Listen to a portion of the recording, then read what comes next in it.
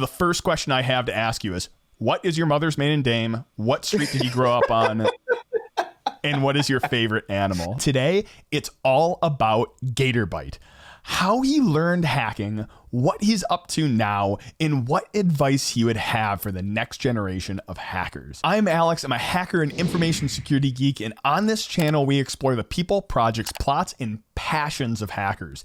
And today, it's all about Gatorbite. He is the Darknet community manager, active in the DefCon community, runs the holon.network, and live streams hacker news weekly. He is one of the most friendly and approachable hackers I've ever met, which makes him one of my favorites. What is the origin of your hacker handle? So that is an interesting question. So my icon that I usually go through on all my different social medias, you may or may not be able to see it up in frame, but it is an actual gator head that was given to me as a gift. And with that, then I threw in a stick of RAM and said, hey, I'm going to DEF CON. This is going to be my icon versus having my face. Out on the West Coast, there's this saying that says, see you later, alligator, after a while, crocodile, right? Just a family fun thing. Everybody knows about it. But from that, people were always calling me Gator then. From there, I said, okay, well, how can I make Gator? And when I was doing the whole thing of how do you come up with a handle, there's like the Elite Handbook or Hacker's Guide or whatnot. It's just, I was a bookworm trying to understand and get into InfoSec. So I was buying every book I could. And from there, it was just, hey, come up with two things that you really like and smash them together. So I figured Gator, and I like technology and this whole tech thing, and I'm really into hardware. So, hey, let's just throw a piece of memory in its mouth, and that's where we got Gatorbite. And it's somewhat unique because that's the other thing is that when you're trying to create a handle or get in, it is so hard to find something unique nowadays. You're like, make sure the URL is available. Man, legitimately, your brand will count on it. I have another question, and it's mainly because we're going to be using the term hacker and hackers throughout this. How do you define hacker? Like, what is a hacker? So, that's a great question. When we're talking about DEF CON and we're talking about people going to a hacker convention, we are people who want to understand how you tear something apart, put it back together, or manipulate it to a way that it wasn't originally intended to use. And that's my definition of a hacker. Unfortunately, I've also been quoted at an interview at DEF CON and misquoted, saying what a hacker is and what we do. And from that, I always want to make sure that that definition is laid out up front. We're not talking about black hat. We're not talking about gray hat. We're not talking about white hat. We're talking about people who are curious, people who are going through and they want to actually learn how something is made and how they can manipulate it. That's my definition of a hacker. So actually a good segue. So how did you, at what point in your childhood did you find out you're like, I am an incredibly curious child? And where did you start learning and start hacking? Like, what's your earliest memory of hacking? Okay. So there's the hardware side of the house of just tearing something apart, which I had to do multiple times when it came to radios. I come from a larger family. I'm the oldest of the larger family, right? And there was one point in time that somebody put a toaster underneath a nice compact disc player that was mounted to the underside of my mom's cabinets, and they melted the damn thing. So like literally plastic is misshaped on the bottom of the board, and the CD player won't come out anymore for the eject because it was a radio CD player combo. And okay, so I take this thing down, and because I had taken apart other CD players that were just like the set down boom boxes, I had learned that, hey, these magnets that are right near the laser are really cool and they're really strong, and I'm going to be a punk. I'm going to go put them on my ears, and now I've got a piercing now. But with that, going through and taking off this machine, it was the first time I was able to take something apart, scrounge parts from another one, and put it back together, mount it again, and the thing worked. It actually worked? It actually worked. It was fantastic. When it came to the hacking side of the house on software or networking, I was getting ready to go through and study for my Security Plus because I wanted to get out of the field that I was in and into InfoSec. And what was the field you were in? So I built cabinets and countertops for 10 years with a family local business.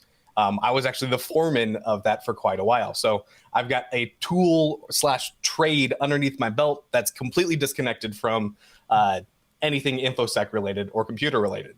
Wow. So I really wanted to get into. It is a huge jump. It is a huge jump, Silk. That is incredible. That was always my passion, right? So I started working in the shops back and forth, started in the summers when I was 14, and then just continued to go up and get more skills that way. So being able to create something with your hands, starting with raw material, and then at the end of the day, have something built was fantastic. So learning customer service and or how to interact with people in a social gathering or face-to-face was really important, because you literally depended on making sure it was good word of mouth going around town.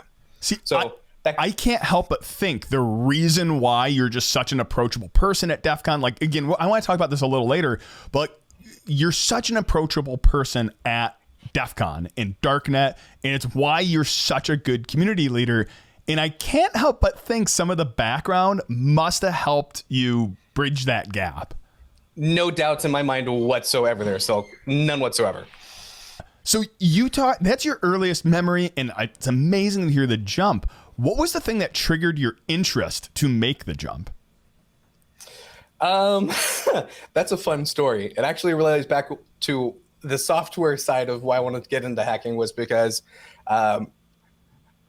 IRC and the transfer to instant messaging was just going through and happening. So I was late to the IRC scene. I didn't have a laptop or desktop till I was a little bit older, but I was always playing with them, trying to fix them. My sister, or we had one family computer in the whole house, and it was in the living room. So nobody would be surfing anything on XYZ.xxx, right? So everybody could see everything. Hey, that TLD did not exist at that time. I can confirm that. I know. I mean, not really. You can confirm? That's fantastic. But nevertheless, right? Making sure you aren't getting on any shady sites, right? Just to see no evil, hear no evil. Smell no evil? That's another subject for another day. We already have smelled evil on this channel. It was Gulo and Gowrie. When it came to, my sister ended up having a boyfriend that they were messaging back and forth. And I thought, hey, I'm learning this Security Plus stuff, and there's this cool tool called Cain and Abel. I wonder what I could do, because I got myself a little netbook.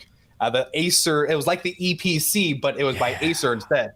I love this thing. It lasted 10 freaking years. Wow. And that was also during the days that when you wanted to like jailbreak your iPhone or Android, you had to do a tethered jailbreak. So I always had to carry my netbook around with me, because if my iPhone ever lost complete power, then it wouldn't turn back on. You'd have to re-jailbreak it. Oh, so this thing went everywhere with me.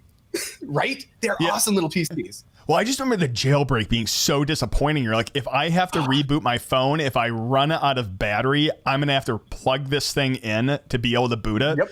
And for some reason, most of us were like, you know what? The solution here is not, I don't jailbreak. The solution is I'm going to just carry a computer around everywhere I go, because that's obviously the easier answer.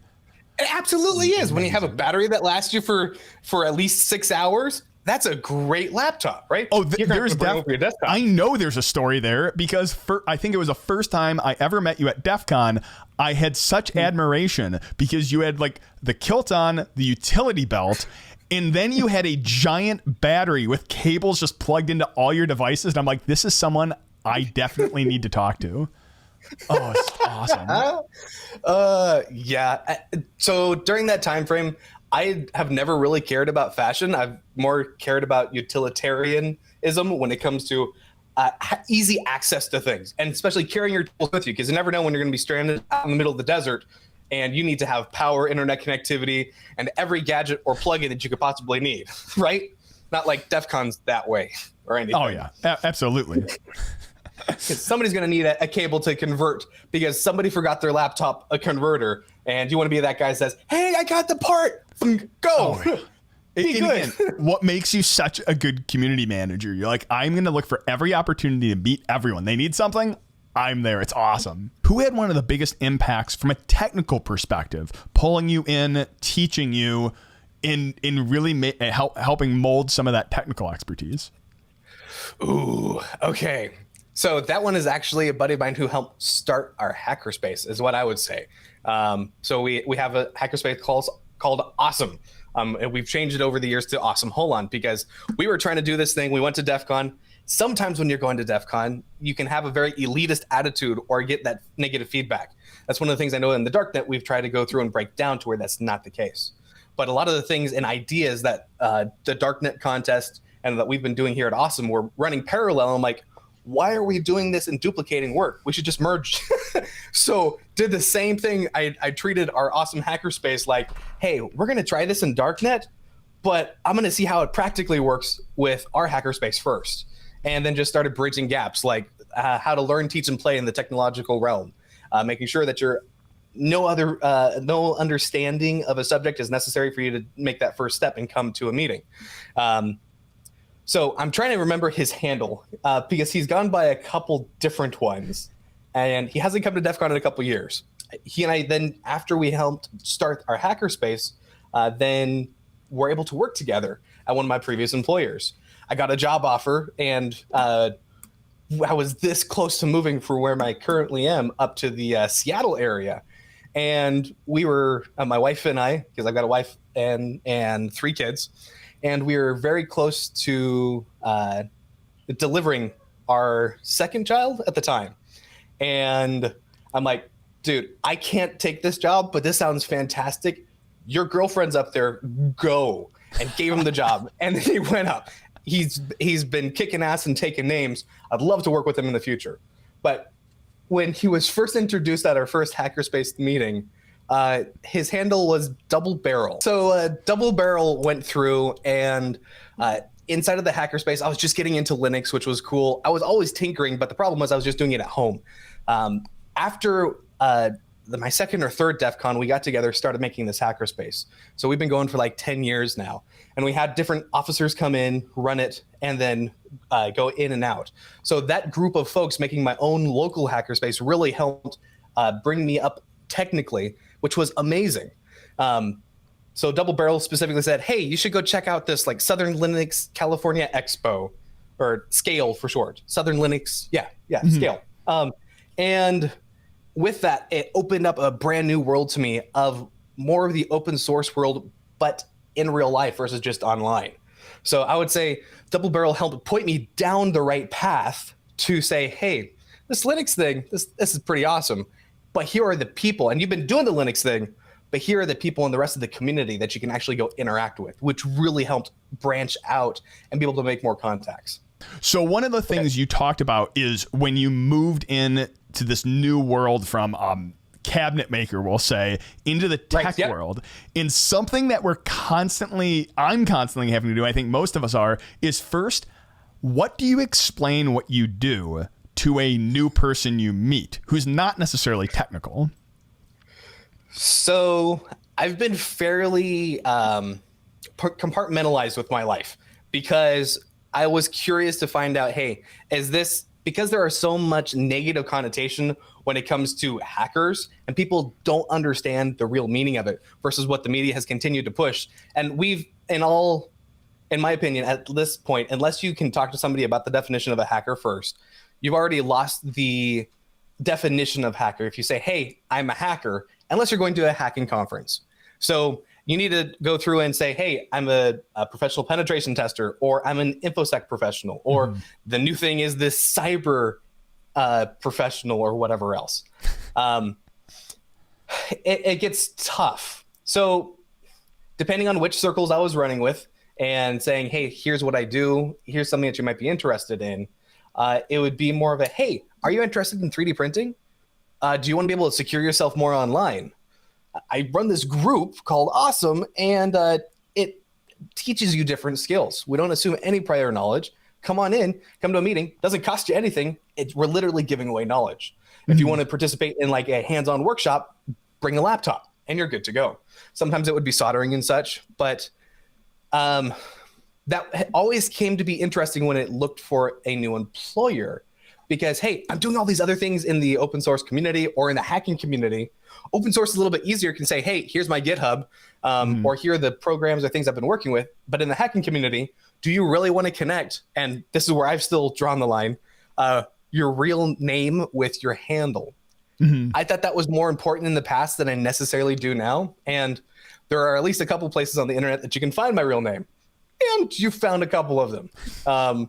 So when you're trying to be somewhat anonymous online, it's really hard, if not if you're trying to do it for the layman or just somebody coming in, it's near impossible. It takes years of going through setting things up and not slipping. And when I was early on my hacking career or my hacker persona, there was some mess ups on my part. I mean, there's a whole story in and of that one, because like one of the things that you really think about when you're seeing away this hacking persona, one of the biggest ways, again, black hats and illegals actually get caught is when they use a handle connected with a major hack, which is just stupid. Like, not that I'm giving anyone advice, but like, it's just like, don't connect your name or handle. Just do the illegal hack. I'm not telling you to do it by all means. Right? Do the illegal hack and don't stamp your name across it. Like it's just bonkers. Right? OPSEC is amazingly bad, right? And that's where online is one deal. But then when there are people in line at DefCon, when you're people at line at DefCon and they're talking about where they work, and then you say, hey, I'm working with the DOD and here's something called a CAC card and I have to log into top secret, blah, blah, blah. I'm like, I am pretty sure as a civilian, you are not supposed to be talking about that. And that scares the living crap out of me.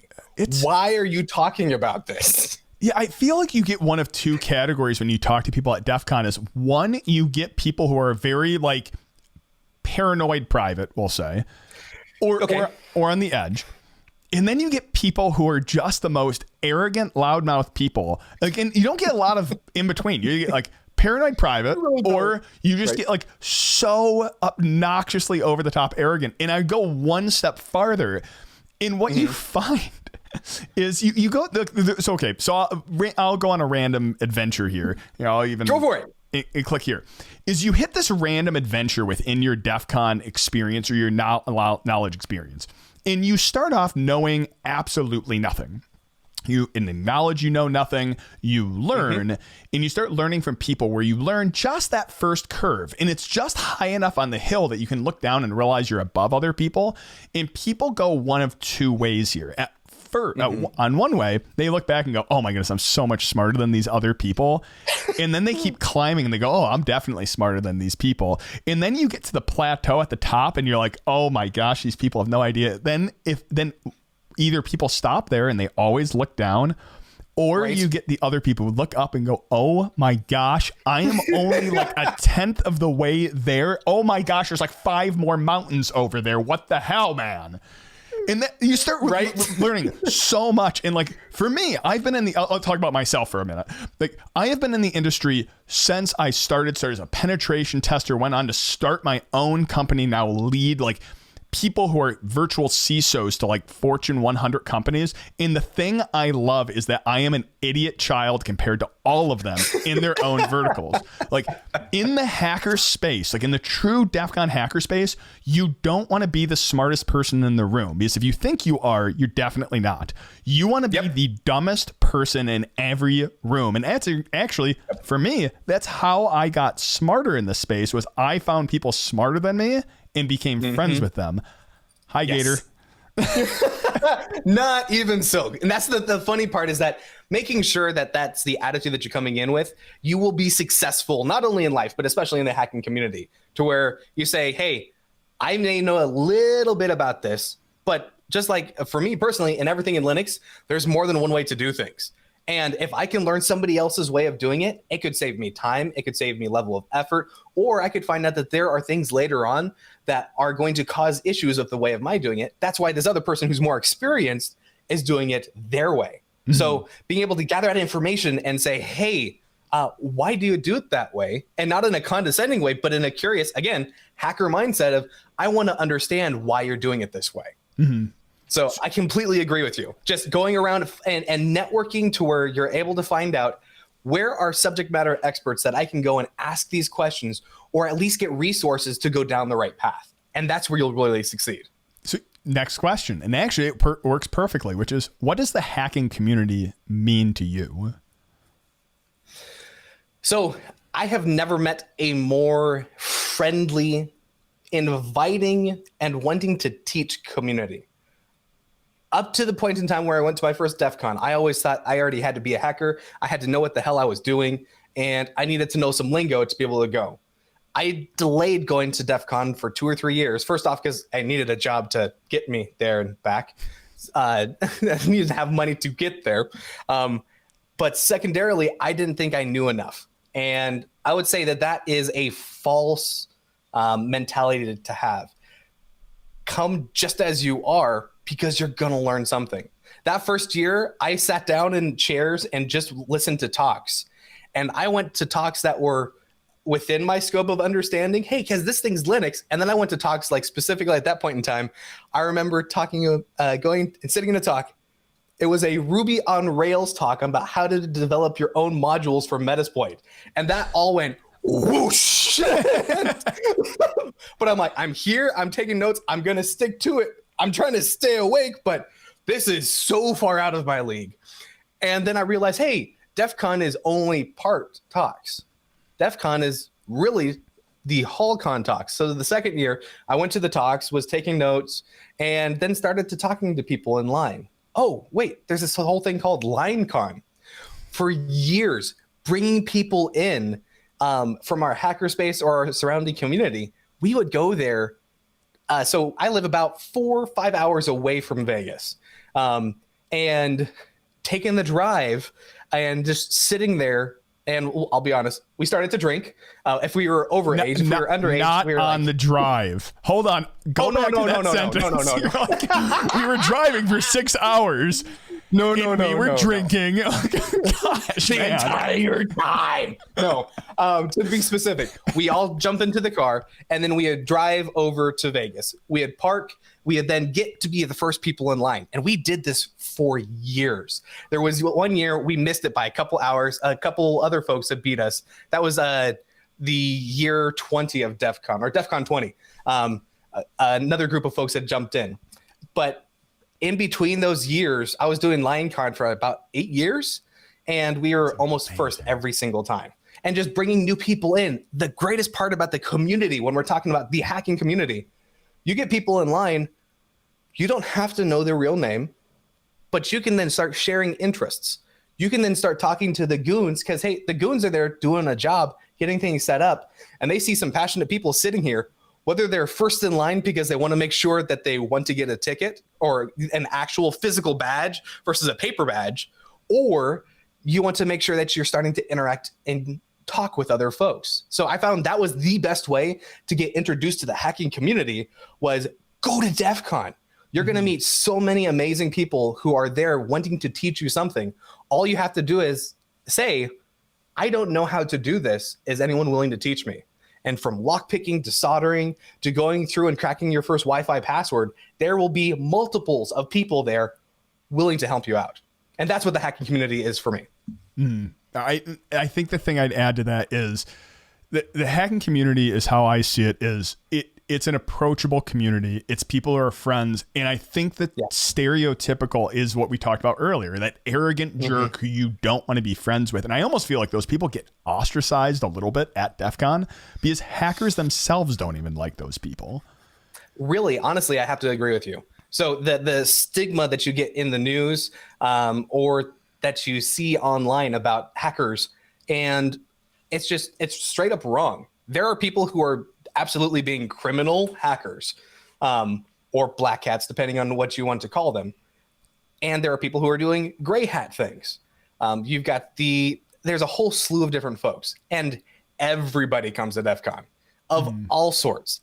But the thing is, people aren't saying, hey, I'm physically wearing a black hat. Hey, I'm physically wearing a gray hat, or I'm wearing a white hat. People are usually just very interested in what's going on, and you can have some amazing conversations. And you may not realize exactly who you're talking to until years later, which has also been an interesting experience over the years. Yeah, it's like you hanging out with Joe Grand or Dark Tangent. You're like, so what brings you to DEF CON? He's like, well, I do run it. Oh, yeah, that definitely did not happen. No? Okay. All right. So what keeps you going back to DEF CON every year? Honestly, is it the community? Is it the talks? Is it the contest? All right. So we were talking about my first couple years at DEF CON. After I learned that, hey, there's more to it than just talks, I started going at the second or third year to, at that point in time, we were still at the Riviera. So I've been going since 17, DEF CON 17. And the Riv was there, and they had the soldering and hacking village, which was all one village at that point in time. I think it had just got started recently. That space was always open. And there were people just up there talking. All the gear had been cleaned up. Over the years, met, Darren Kitchen there multiple times when he was just trialing and making his first versions of the rubber ducky, including like plugging it into my machine with permission and poning it, going through and showing me how his early breadboard was working with all the dip switches and the whole bit. So, to answer your earlier question, probably the most influential person to help me with the community and bringing me into that, honestly, was watching the Hack 5 videos. It was early on. I think I started in like the third season of Hack 5 and just was eating it up as much as I possibly could. It made me curious about it. And then I kind of became addicted with getting every single pineapple. But he says as he has one behind him. just the current one, right? So yeah, I've always been interested in educating people about the different hacking tools. So hey, get a pineapple, get a rubber ducky, and then any other gear that they've ever pretty much published, I've got at least one of, to where I would then bring this into work or bring this to the hacker space and say, hey, this looks pretty easy, right? This looks like just a normal cable. You're wrong, and here's why. Let me show you. And it would be an RN-controlled lab, so I'm not owning any of their things. But then their eyes went as wide as pie pans because that cable can do that, or that thumb drive can do that. What else am I missing? And that leads you the open door to say, hey, let's talk about security. Mm-hmm. And it was a great way to get in because not only do you have a physical piece of hardware, you also can show you exactly what can be done with it. Mm-hmm. So what kept me going back to DEF CON was having conversations with folks that I didn't know. It was the handle. I went up to the Sky, either the Sky Talks and or the Soldering Village area, and there were people talking about how they were hacking their car computers to get more horsepower before that was a thing. And I just sat there listening. I don't know the guys' handles from way back then, but it still leaves me an impression to where these guys didn't know each other from jack anything. But they were sitting there talking about how they were tuning and jailbreaking their cars before it was, I was just mind blown. You could do that to a car? Nowadays, everything's run on a computer. Back then, that was not a thing. So with that, you've mentioned a few times, you're like, oh, this story and this story. Do you have a favorite DEF CON story? And again, I'll go, what is one of your favorite DEF CON stories? I was going to say, I'm going to have a really hard time with that one, Silk, because there has been so many years and every story is just a little bit different. Some we can record, some we can't. I know it's like trying to pick your favorite child, but give me a story. We don't have favorite children. What are you talking about? That doesn't happen. Do you love all of them equally, right?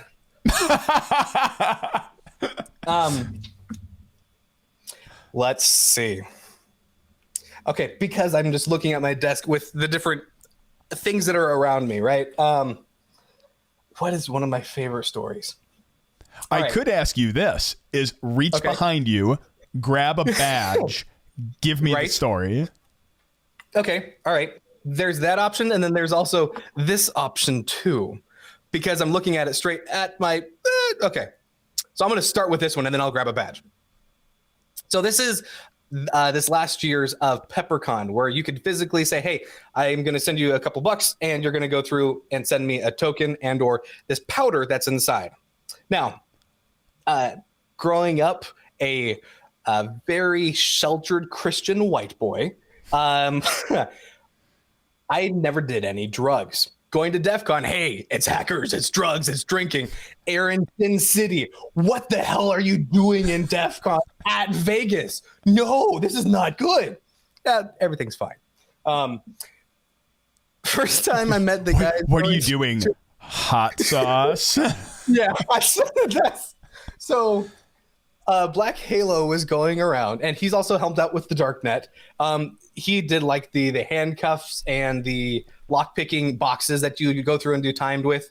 But one year, I saw a group of folks going around and yelling just PepperCon, right? Top of their lungs. And a lot of weird stuff happens at DefCon. But that one definitely stuck out to me. And then Black Halo comes over and he starts talking to the different other Darknet operators, because this was before he had joined. And he was offering them some powder. And I'm like, okay, so I'm not into drugs. I have no idea what's going on here. If this is a drug deal going on, or if this is something else entirely, right? And then just having a rando come up to you and say, hey, I want to give you XYZ, just didn't sit right with me. So I'm watching all these other Darknet operators going and taking whatever it is and putting it up to their mouth. Is it to their nose or to their mouth? I have no clue. But I'm like, okay, all right. I know these guys by handles. We've decided to get together and help with a contest. So there's at least a certain level of trust. So what I'm going to do is I'm going to watch to see if they start reacting or acting funny. And that's going to tell me if this is okay or not. So after watching them for hours, because I'm usually at that point, I was one of the front men talking to folks about, hey, what are we? What do we do? Here's how to get started type of a deal. And it was just that again and again. Good and cover. again, I was not stalking them for 4 hours straight, just staring at them from 10 feet away. Are you talking about the NFC badge or the NFC quest? No, I'm laughing. Oh gosh, I forgot about that one. No, I'm just laughing at you describing. You're like, so 4 hours I was staring at them and watching them snort stuff, or maybe put it in their mouth. I'm like, I don't know what's going on. So I'm in between talking to person one, talking to person two. What the hell's going on there? Talking to person one, talking to person two. Okay, that's he's also talking to person, and that's just kept on going on. So they didn't seem to act funny. I then went up to them afterwards and said, so what was that you did earlier? It's like, oh, it's crushed up peppers, like a hot pepper. I'm like, okay. So it's not drugs that you're doing. Fantastic. I mean, yeah, but we're still snorting it. No, I'm just kidding. Well, there were some people who were saying, yeah, I snort mine. And I'm like, what? So hearing half of a conversation versus trying to help other folks and educate them was interesting. Hours later, I ended up running into Black Halo later on upstairs after hours when the contest was shut down. And it was in the top of the Riv. Or no, this wasn't the Riv. This was the Rio at the time.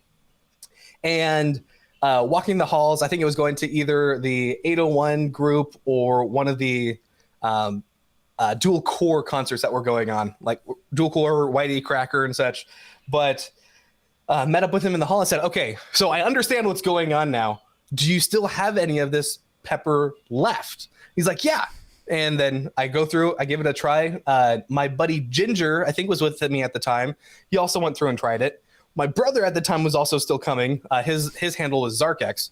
He went through and we all tried it. And we're like, okay, or he had asked, do you want low, medium, or hot? It's like, let's start with the low and we'll go from there. So good I think choice. I went low.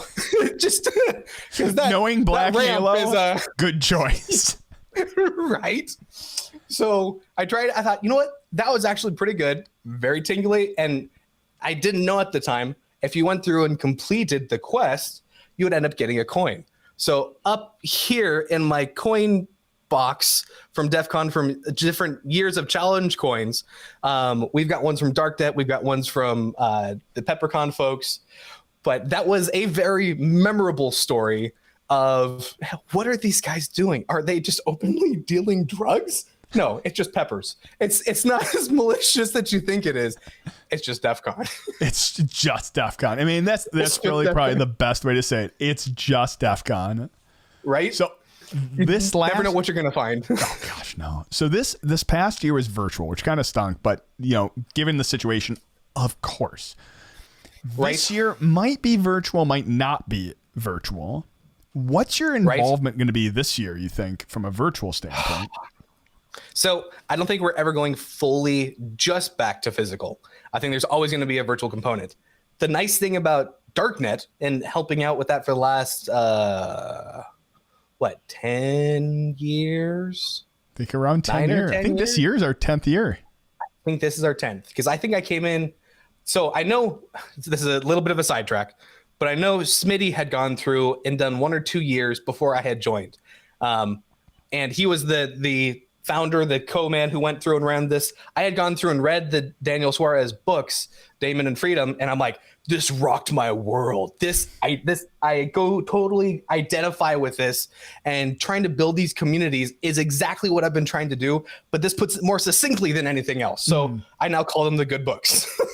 And I'm like, hey, would you like to listen to a story? Would you like to help fix our community worldwide and just talk about, hey, how we can make things better? Here are 2 books. I have given away so many of these books. It's not even funny. When it comes up to the Amazon recommendation list, or last time you bought this, it's just ridiculous. So with that, handing these things out, I met Smitty walking out at the end of DefCon. So this was his year too. I'm like, hey, I know it's at the end of the conference, but I would love to find out how I can help next year with your contest, because I love the books and I saw that you had an entry. So how can I help? He's like, hey, hit me on Twitter, then send me an email and we'll make it happen. And then at that point, year 3 is when I stepped in to start helping. And I did a Wi-Fi cracking contest and talking with folks, getting them up and running. That first year was really rough because I didn't realize what you needed to do to make it verbose enough for DefCon. Where you're just here at your lab and you're just tinkering and, hey, this works, versus having, I don't know, 10,000 people in a room and they're all trying to crack Wi-Fi.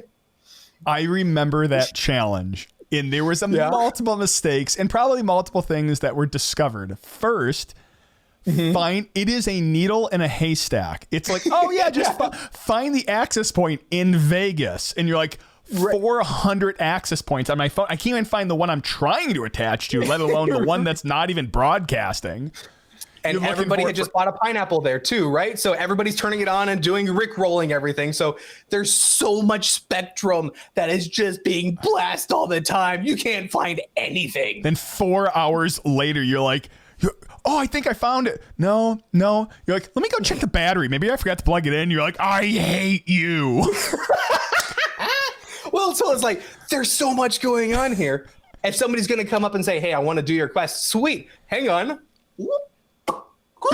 Okay, go for it. And come back and tell me when you've got it accomplished. And then I'll unplug it. Because, I learned a lot during the years of trying to do Wi-Fi quests at DefCon. To the point where you still wanted to be able to have a real interaction, but then you had the knock saying, hey, that's a rogue access point. Let's go ahead and knock that off the network or block it completely.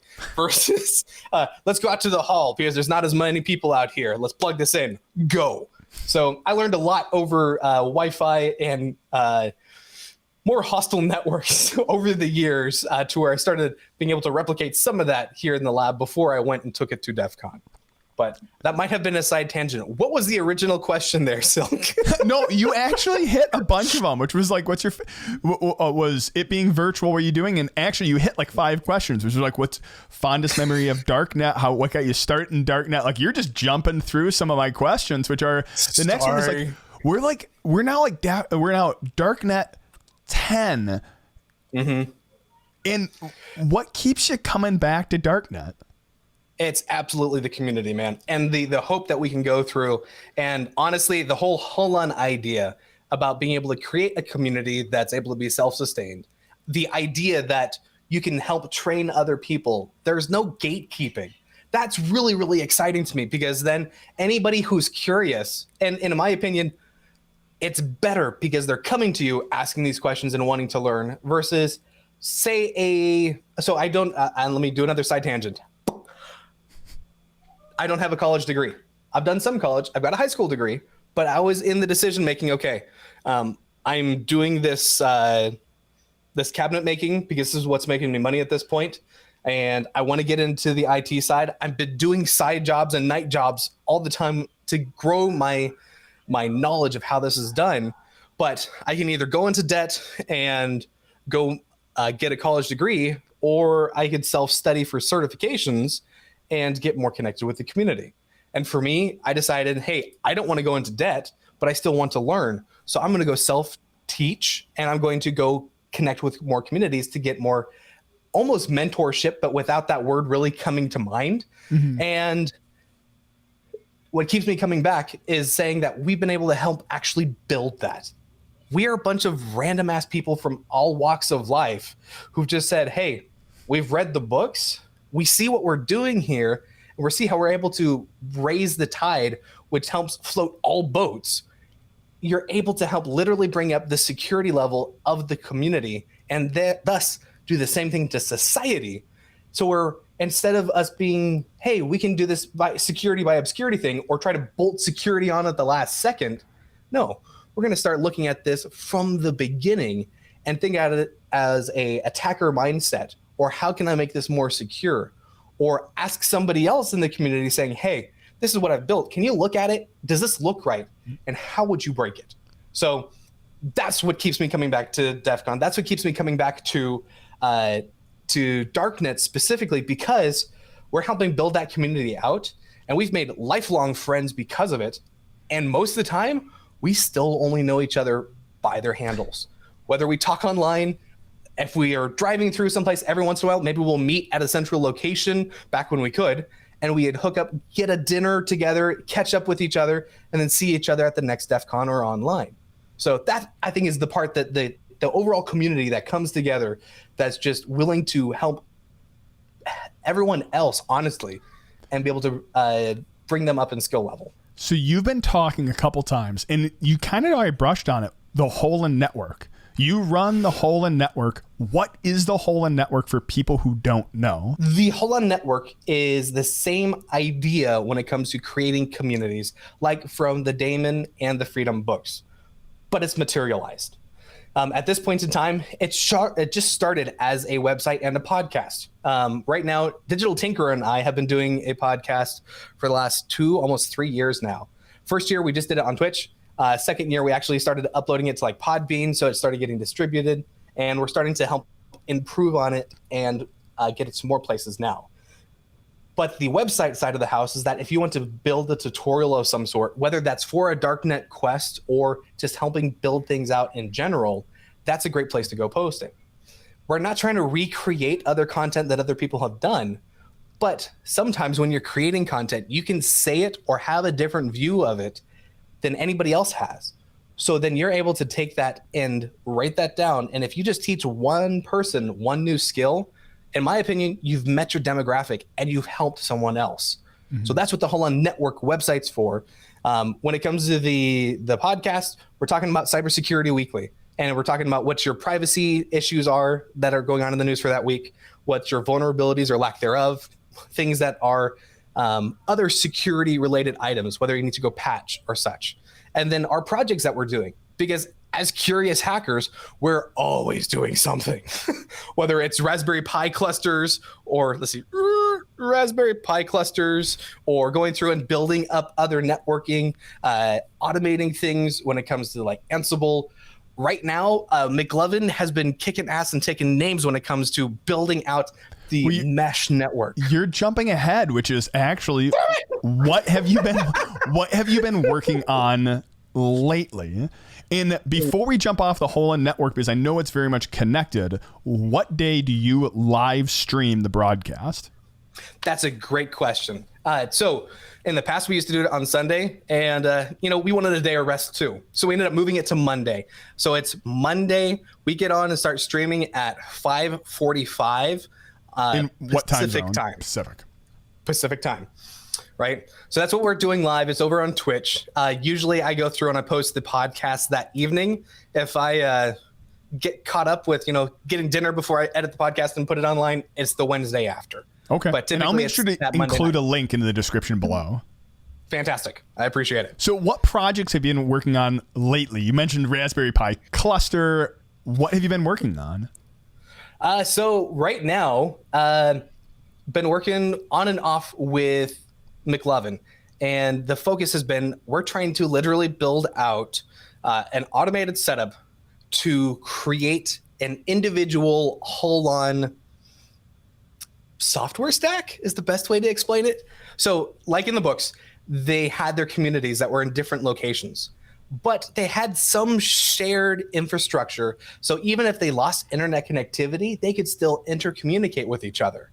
McLovin and I are on that, and we're like, hey, that means that we need to do something similar to where if the internet stops being the way it is, to where it's all connected right now and things start getting chopped up, we want to make sure we can still have that knowledge and train other people after that. So we've been focusing on building software to where we could now help roll that out to where, in our case, the technical details are we're using free IPA, we're using GitLab, we're using Matrix or Element for the chat side of the house, Nextcloud. So we're trying to do this as much open source as absolutely possible. Mm-hmm. We're trying to go through and automate it to where we can say, hey, here's your organization -holon, and now you can have an entire software stack to where you plop down a machine or run this install script, and it's going to hook everything up for you to where you can now create your own infrastructure. We're starting with software.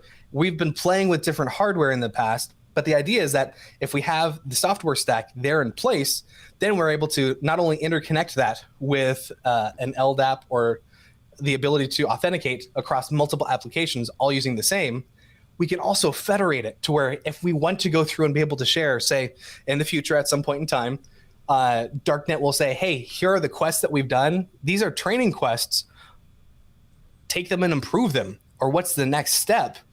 And then you could take that master list and then add it to your server and then add additional steps to it to where you can get more subject matter experts getting deeper into a subject, but then that's able to be shared across all the different types of holons.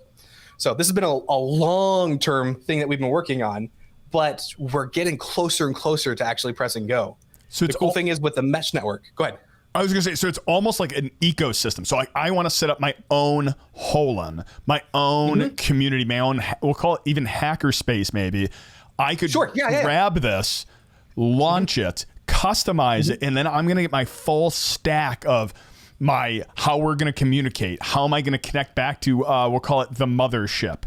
How am I going to be able to actually get this thing up and running quickly? Like, that's what it is. How do you follow, if we want to follow this project, is it on GitHub? Is it follow the Twitch stream? How do you actually see the progress of it? So we'll be posting more about that very soon here on the Holon Network website. And we'll also put a link to where everything that you can follow and actually help develop this. So we will end up having it on GitHub as well. Right now, we've been using it on our closed system, just on our mesh network, and then helping improve our documentation on the internal GitLab. Okay. So it's about to go public soon here. I'm hoping that we can have a first gen that's releasable to folks. I'm going to still knock on wood here, and I'm going to say in March, we're going to go through and release that. This has been something that McLovin has been dedicated to working on, and I've been helping at least once or twice a week, but he's been kicking ass and taking absolute names there. That's awesome. So I have two last questions, which I honestly think are the most critical to anyone watching, which is first, specific to you, what is the biggest piece of advice you would give to your younger self if you could actually give it? Would it be to get into IT earlier? Would it be to get into security earlier? You know, don't underestimate yourself. Jump in early is what I would say, because like I said, I didn't go to DefCon for years because I thought that there was a barrier to entry to get in. And especially in the InfoSec community, there are so many people willing to teach at every level that I would say I wouldn't necessarily want to change my background because it helped me become who I am, especially when it comes to like the customer service side of the house, how I'm able to talk with folks. That absolutely came from my past job. And some of the more difficult jobs were later on in that career. So being able to understand how to not manipulate, but definitely help steer the conversation in a certain direction was able to make sure that things ended up coming to a positive outcome for all the parties involved. Mm-hmm. So I would say if I was going to give myself advice to my younger self, I would say jump in sooner. So the last question is, what piece of advice would you give to anyone entering the industry? How I would answer that, Silk, would be to ask questions, but there's a caveat. The caveat is people aren't just going to give you the answer to the question.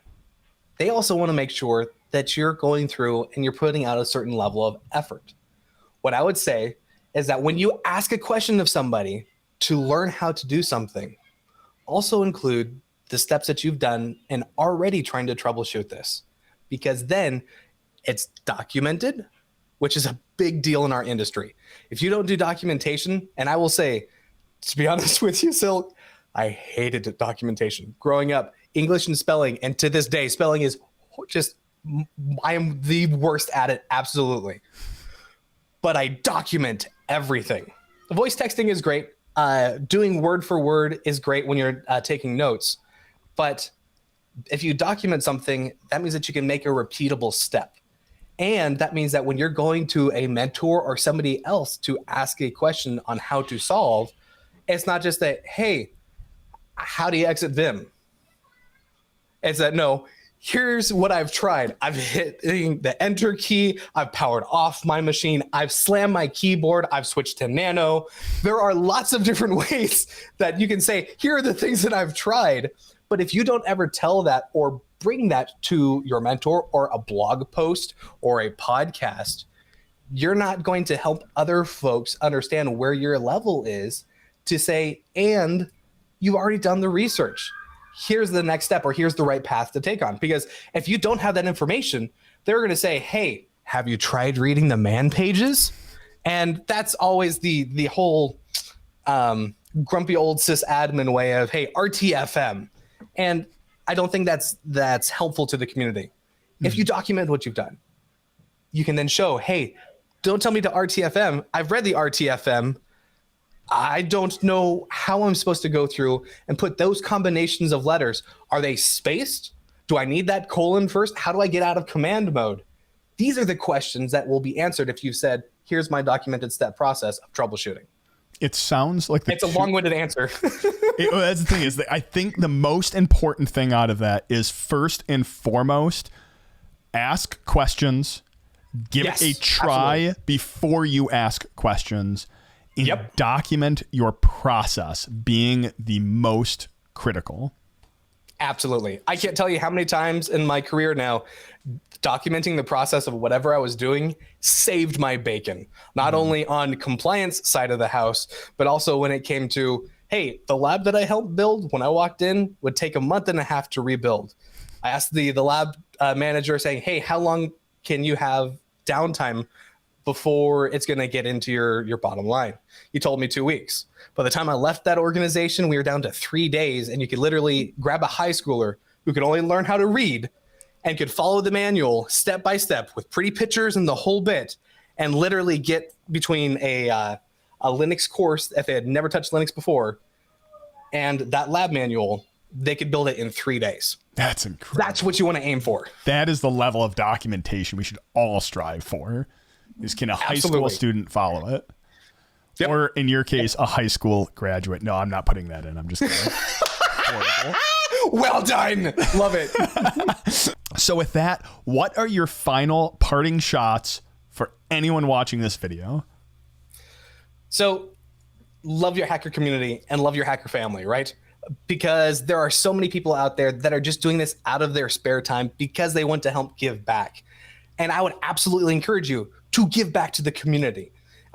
Whether that's going to DEF CON, whether that's volunteering for something, has been the best thing I have ever done with any of my hacking career or my personal career, because when you're able to give back, you're helping other folks out.